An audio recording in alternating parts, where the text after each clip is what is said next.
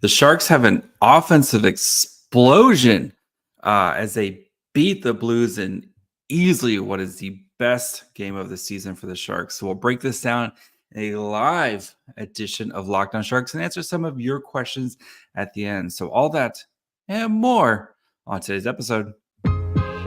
You're Locked On Sharks, your daily podcast on the San Jose Sharks. Part of the Locked On Podcast Network, your team every day.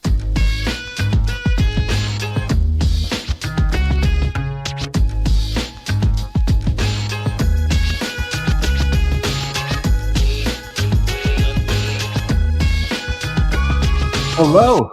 Welcome to Locked On Sharks, the premier hockey podcast covering your favorite team in the Bay Area. My name is JD Young, contributor at San Jose Hockey Now, and I want to thank you for making Locked On Sharks your first listen. Proudly part of the Locked On Network, we cover your team every day. If you want to be an everydayer, all you have to do is just follow on wherever you get podcasts, or you can watch on YouTube as well.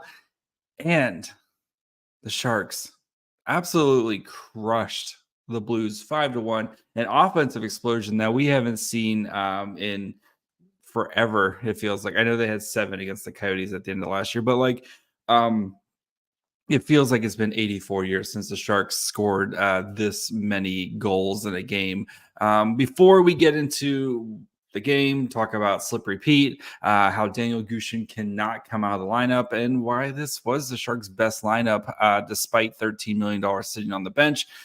Do want to let you guys know that today's episode is brought to you guys by Game Time. Download the Game Time app, create an account, and use code LOCKEDONNHL for $20 off your first purchase. So if you are watching live, go ahead, drop in your comments, questions.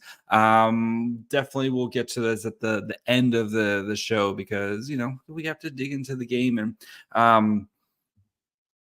wow, that was fun. Again, team tank, commander tank right here.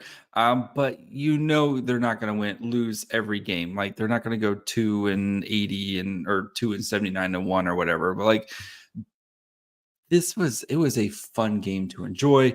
And good for these guys a lot of these guys who really had great nights tonight, some of their best nights. And you know, looking at like Mike Hoffman getting his 2 goals, looks like he's starting to kind of find his stride. And the fourth line, right? Giovanni Smith getting his first as a Shark. Ryan Carpenter with 2 assists. Luke Cunnin now with 3 goals in 3 games. Just to spite me personally. And then, you know, slippery Pete with a great goal tonight. And that first line was buzzing tonight.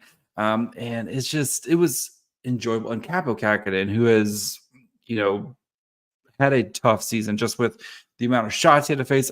Didn't have to deal with a shot for the first 10 minutes of the game. Just has to feel good for these guys to kind of see them getting some sort of results. And it was, I mean, there was some issues, especially in the third period where, you know, kind of end of the second period, third period, where you kind of let your foot off the gas a little bit. But again, when you're up 5-0, that's part of that learning process of learning how to win. And this team has not won a lot recently. So it is a bit of a learning process, and there's going to be some stuff that they'll work on and clean up for the next time they're in a situation where maybe not 5-0, but maybe you're up by a goal or up by 2 goals and you're trying to hold on to a lead. But just great to beat the Blues because, I mean, we all know the Blues are not any of our favorite teams for specific reasons, including headshots to good players like Pavelski and Hurdle and so forth and stuff. But let's start. I'm going to start with Danil Gushchin, though, who didn't score tonight, the first NHL game where he has not scored a point. But how do you not keep him in the lineup? Just every time he's on the ice, he's doing positive stuff. And some of the stuff he did in the defensive zone, I was very impressed. Winning board battles, you know, there was a play early in the game where he's playing, you know, the defender is much bigger than him. winning a board battle, but he's like kind of squished, but he gets his stick around the defender and is able to kind of get a little tap to get the puck into the center, like in away from the defender, kind of keep things moving. The back check he had saved a goal. I know the turnover led to kind of that, but him making up for that, right? And that's what you want to see, is these guys learning from it and making up from their mistakes. And a perfect back check where he just gets in at the last second, gets his stick in there, and kind of saves a goal on an odd man rush there. Eklund kind of had a similar thing where he had a terrible turnover that led to some extended Blues time. Literally the next shift he gets out there, he strips the puck. I think it was Torrey Krug who had it, whatever. It was a defender. He stripped the puck and creates a chance that way. And that's what you want to see from these young guys, right? Is yes, they're going to make mistakes, right? They are young players. Eklund and Gushchin are what, 21 each, right? They're going to make mistakes, but how do they respond to those mistakes? And it looks like that's what you want to see out of them, right? They don't kind of beat themselves down. They go out there the next shift and they do something positive, right? And you continue to build on that positive stuff. So absolutely, that's what you like to see from these young players. So another guy, Hoffman, Cunnin, who I think actually let's Hoffman and Zadina, who probably listened to the episode where I kind of was like, these guys have not had good seasons so far. And Zadina, I thought, was great tonight. Bad giveaway that led to the goal, the Blues' only goal. But Zadina, I thought, was awesome tonight, making some great plays, setting up. He did great work to set up both of Hoffman's goals. On the first one, just kind of controlling the puck, finding, doing a lot of the work behind the net, kind of finding an open guy that eventually led to the Hoffman goal. And then on the breakaway goal where the Blues had so much, it felt like it was 5 minutes where they were just in the zone and unable to do, the Sharks just couldn't get it out there. Ahochuk, who'd been out there for, I think the shift was over 2 minutes long. He'd been out there. Kind of goes down, blocks a shot. Zadina's kind of Johnny on the spot because he gets off the bench as one of the few guys who was able to make a change, gets off the bench and just goes straight to the puck to try to help out, and comes in engaged, and then finds Hoffman, who kind of puts the nail in the coffin in the game. That's what you want to see, right? These guys playing well. And it's interesting. We yesterday I talked about I thought that Vlasic was probably going to be healthy scratch. I thought LeBanc was going to be healthy scratch. In this lineup, we'll get into the lines a little bit later. This was the most excited I've been about a Sharks lineup in a while, because I thought it had a good, all the lines made sense, right? And you couldn't point to a dead, you couldn't point to an anchor on each line, right? It is. This is kind of what you're okay, if we're going to be young and scrappy and let's kind of at least give these guys a chance. And I think every line played well tonight because of, again, you couldn't point to a weak link, and you couldn't point to guys kind of being placed above kind of their weight, right? Luke Cunnin, who again has played really well the last couple of weeks. But Luke Cunnin is better as a third or fourth line player, and he showed that tonight, right? That fourth line was awesome, provided plenty of energy, provided plenty of spark. They got two bang goals because they just outworked the Blues on that line, and that this lineup makes a lot of sense. And again, I don't think that this is going to lead the Sharks to start winning a bunch of games, but I think it's going to lead them to playing more competitive hockey. And that's what you want to see, right? Play hard. You're going to lose some games, but play hard. And where can we see growth? And this is, I think, the best opportunity for you to see growth. And there's going to be a lot of questions. I can already see, what do we do with Vlasic? And that is maybe a question for another day, because that is a tough subject. With what do you do with one of your franchise's all-time greats when he is at the end of his rope? But that's again a conversation for another day. Let's enjoy let's enjoy this because, again, Slippery Pete, people. If you didn't, hockey fans, if you didn't know, it's Slippery Pete season. So before we get into the numbers, look at the lines, what do they say, and then answer some of your questions. Let's take a quick break here.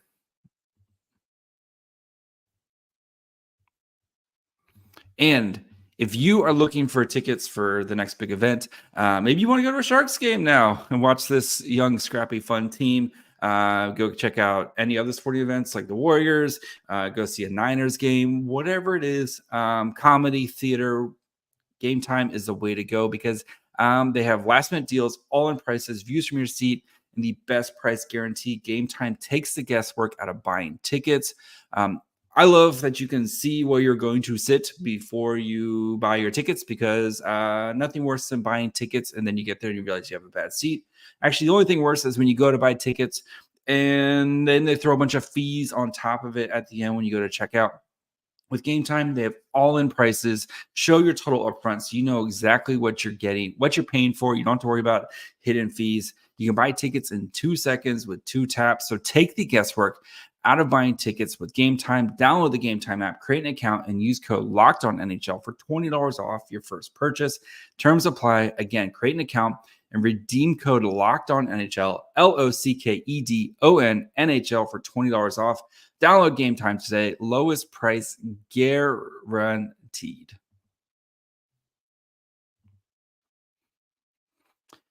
All right.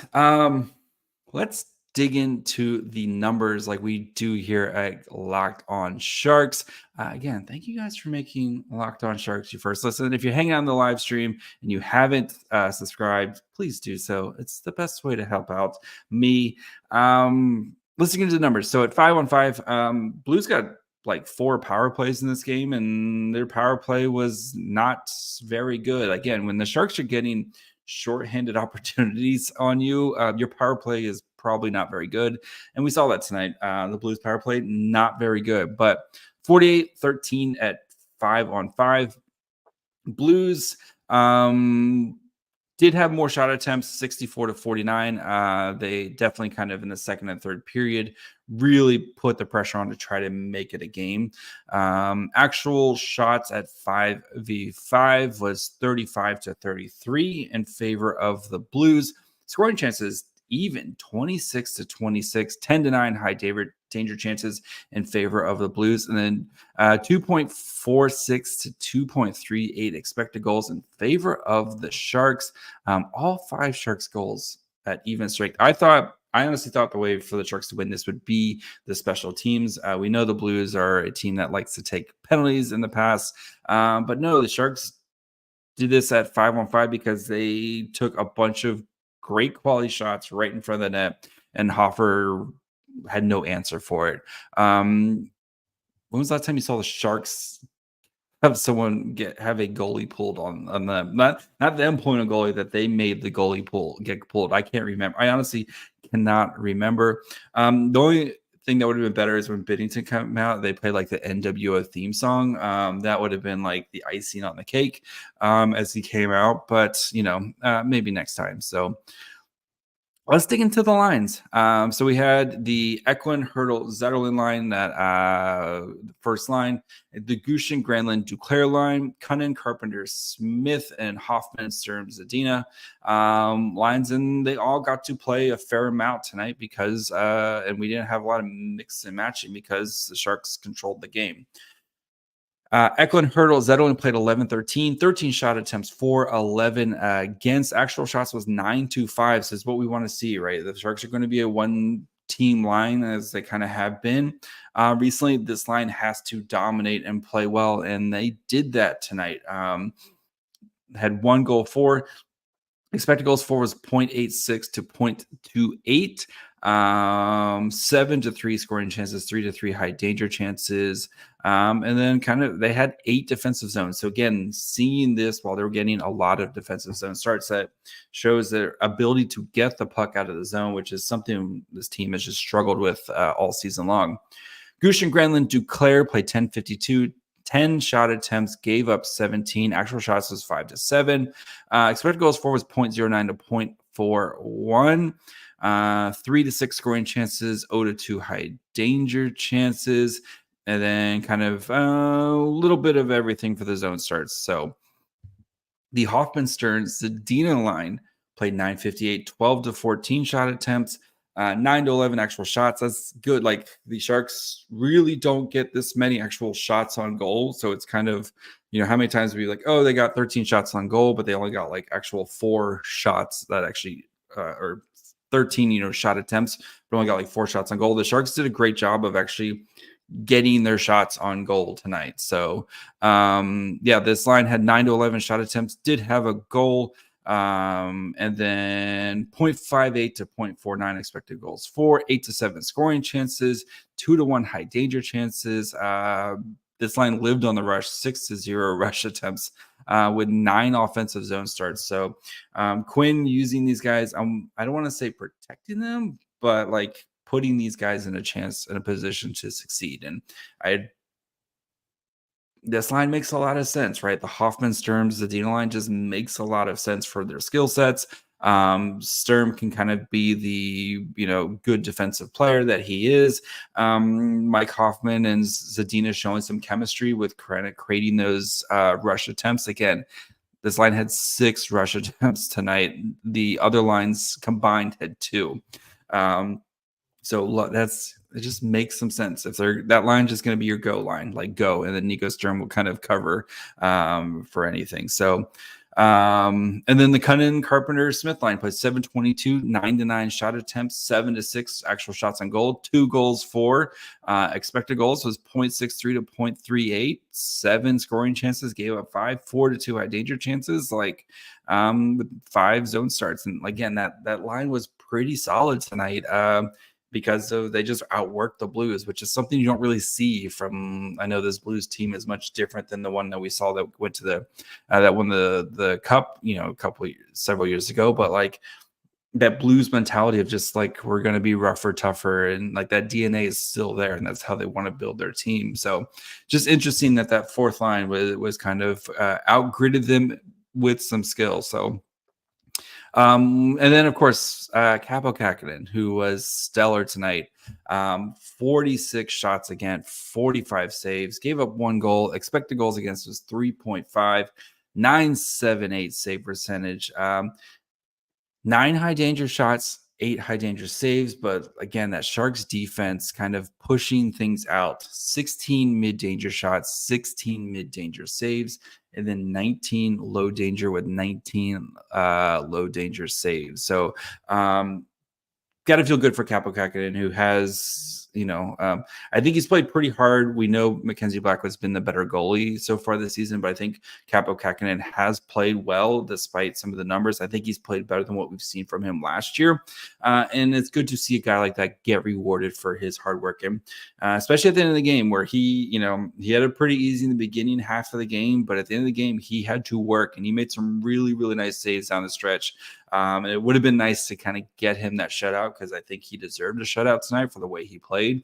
But it was just good to see. And hopefully this can lead to maybe a little bit more balanced effort between Mackenzie Blackwood and Kaapo Kahkonen, where you're not having to ride Blackwood, who Blackwood has been more than we envisioned coming in, but we know he's struggled with injuries, and that's the last thing you want to do, right? Is kind of run him into the ground. So hopefully this will build some confidence with Kaapo Kahkonen, and we can start to kind of see a little bit more balance between the two and get positive results out of the two of them. So we will start to answer some of your questions here in a little bit right after we take a break. We spend a lot of time together, you and I. We get fired up over wins when they do happen and losses and who's playing and who's lined up with who and all that fun stuff. And I'm thankful for that connection we have. And today I want to talk about something a little more personal. I learned that you can get a 1-year supply on ED medications. You realize what that means? Bring on extended travel, bring on a natural disaster or a supply chain issue. You are covered, my friend. You don't have to worry about whether you need a refill on Cialis or Viagra or whatever you use. And is possible because of our friends at Jace Medical. So go to jacemedical.com, receive your 12-month supply of your daily medication. Remember to use promo code Locked On at checkout for a discount as well. A verified customer had this to say about Jace. I'm thankful for the service. Supply chain issues caused me to cut pills in half to have it. I ordered most of my daily meds with a year's supply. I also had ordered an antibiotic kit, so I feel secure now. Prices are lower than local pharmacies, and I highly recommend this for everyone. So if you or someone you love would like to get peace of mind by having a year's supply of any daily med, go to jacemedical.com to see if it's offered for you. Remember to use promo code Locked On for $20 off your purchase. All right, let's get into some of your questions. I was actually going to do a Celebrini segment here because I've been watching some of Celebrini's games and kind of wanted to talk about what I've seen with him. But alas, we will save that for next week because, again, eyes on the prize. Enjoy the wins because we don't get a lot of them, but eyes on the prize. So let's start to answer some of your questions. Tone Frequency says, I take back all the things I've said about Again, Hoffman, my yesterday's episode, I did stock up, stock down, and my first two forwards I talked about were Mike Hoffman and Filip Zadina, and both those guys I thought had some of their Hoffman had his best game of the season, and Zadina had one of his best games of the year as well. So yeah, it was a good game from those guys. It was nice to see again that line just makes sense, right? It just makes a lot of sense to those guys, those skill sets all put together just makes sense to me. So is Hoffman ruining the tank? No, Hoffman is not ruining. I get the there's a lot, and I know Bez, this is a tongue-in-cheek joke. There's a lot of people well, they're ruining the tank. It's no, they still have a 3-point deficit between them and Nashville. And this team is still going to be bad. And they haven't even started to trade off some of their assets and stuff. So is Gushchin ruining the tank is another good question. So is Eklund better than Jágr? Please go into detail. Is Eklund just the Swedish Jágr? Is a better question. But no, Jágr, I was surprised that his number had not been retired. As a quick tangent, I know he's still playing and actively playing over in Europe and stuff, but it's still surprising that Jágr, who's arguably the best, if not second best, you can decide between him and Mario Lemieux, who's the best Penguins player of all time, but it's crazy that he didn't have his jersey required. So Tone Frequency, Eklund wants to know where this cut has been all season. Remove the stone of shame, replace the stone of triumph. So no, it's good to see Cunnin playing well, but that again, I just, like I said earlier, I think the lines just make so much more sense right now the way they did. And even mentioned Zetterlund, who was an absolute monster tonight. Those two huge block shots, and just kind of that again, that line of the Hurdle, Eklund, Zetterlund, right? Eklund kind of being the creative creator on that line, Hurdle being kind of, the big body guy, and Zetterlund just being the guy with his hair on fire running around. That line just makes a lot of sense to me. So, yeah. Where is Cunnin? It's good to see Cunnin playing well. It is good to see Luke Cunnin playing well. So, Paul says Gushchin's stick was great tonight. His endurance is great. He's making a few misplays though, look like nerves, but agree he's got to stay up and give him more time. How do you send Gushchin back? I know they're going to start getting some pieces back here. I know Barabanov skating. We don't know with Couture. I don't think until he's out there. I just assume he's not skating. I know McDonald started kind of getting back out there. Some of these guys are just kind of starting to come back, but Gushchin has been he's been great every time he's out there, and I don't know how you send him back, to be honest. I don't know how you send him back if he keeps playing the way he's playing. And yes, he's probably gonna have some up and downs and stuff, but what he does, the way he's kind of working in open space, and the way the thing I'm kind of most impressed with him is his ability in tight spaces, even like along the boards against bigger guys, to kind of work through those problems and to kind of come out winning those battles a good chunk of the time. So yeah, Gushchin, it's good to see Gushchin kind of get going here. And yeah, I think it's going to be tough to send him back the way he's playing. So Jason, I see your, again, this is what to do with plastic is that's a whole other conversation. So that's a full episode conversation. So we will get there. So it's on my list of episode ideas. Over on Couture returning before 2024. I know Shane kind of on his podcast with Keegan at Half Wall Hockey. I think he kind of set December.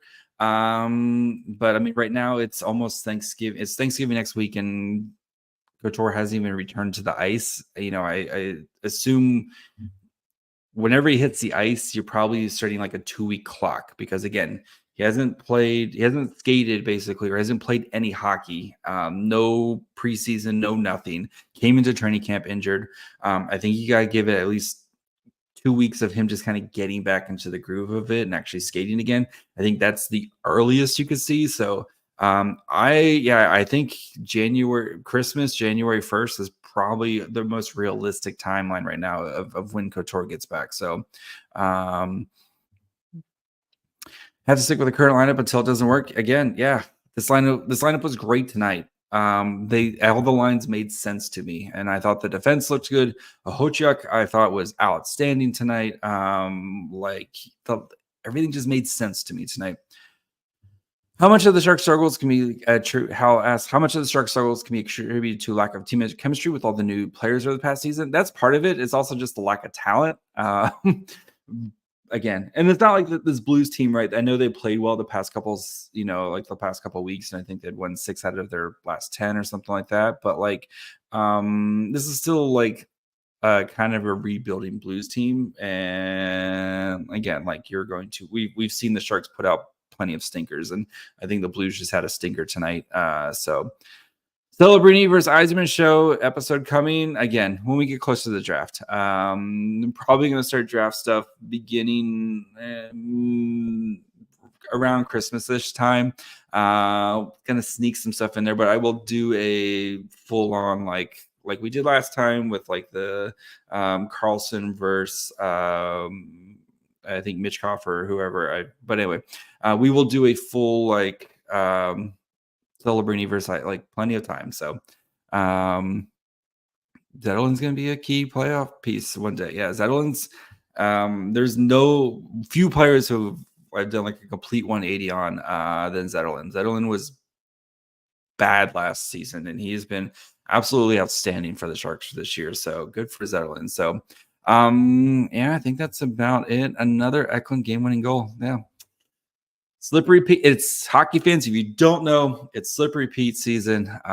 So that's going to be it for me today. We'll be back Monday with something, because there's no Sharks games this weekend. So we'll dig into something. I got a couple ideas. So maybe some bigger franchise, some bigger pieces of things to talk about. So so we'll be back on Monday. We got weird schedule next week with Thanksgiving. So we'll have kind of recaps for some other episodes. We also have Alex Young interview next week as well, which was great. Alex Young was really fun to talk to. And then Friday's episode will be not Friday morning, like it won't be in your feed Friday morning. It'll be after the Montreal game, which is a Friday afternoon game. And I'll be kind of split screening that between that and the Dolphins game. So I'll probably be in a really weird, if the Dolphins win, I'll be in a really great mood. And if they don't, I'll probably be in a terrible mood no matter what the Sharks do. So that's going to be it for me. Again, if you're watching on YouTube and you haven't subscribed yet, please do so. It's the best way to help me out. You can also find the show wherever you get podcasts. And of course, again, on YouTube as well. You can follow the show on Twitter, Facebook, and Instagram at Locked On Sharks. You can follow me on Twitter at MyFryHole. Until next week, bye, friends.